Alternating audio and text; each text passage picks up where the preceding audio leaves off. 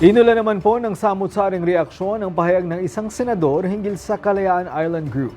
Hiling ng lokal na pamahalaan, alisin sa congressional records ang naturang pahayag. Si Daniel Manalastas para sa 13 sa tanghali. Ang gawin natin po para madali, i-give up natin yung KIG. Then, mako-coordinate na natin lahat.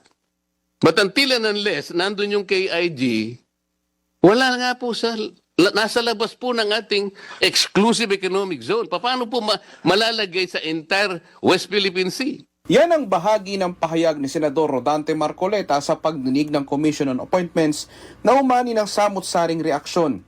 Dahil dito nagpahayag ng pagtutol ang sangguniang bayan ng munisipalidad ng Kalayaan na umihiling na ipatanggal sa congressional records ang pahayag na tila nagsusulong na bitawan ng Kalayaan Island Group. Sa sulat nila kay Senate President Tito Soto, hinihimok nila ang Commission on Appointments na alisin ang mga nabanggit na pahayag upang mapangalagaan nila ang dignidad at integridad ng kanilang bayan. Sa panayam sa Bangon Bagong Pilipinas, sinusuga ni Philippine Coast Guard spokesperson for the West Philippine Sea ang sentimiento ng mga taga-Kalayaan. Wala naman sigurong concerned party na tututol dito. Kasi sabi nga ni Senator Marcoleta na ano lang siya, hindi daw yun talaga yung minimin niya. Kumbaga, out of context.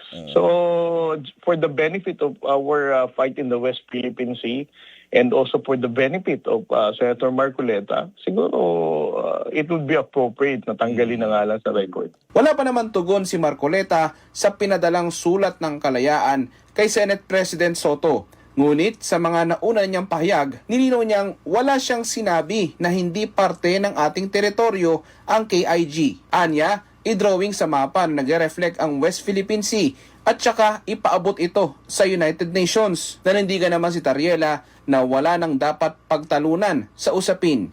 Pero may panawagan siya sa mga botante kapag dumating na ang eleksyon.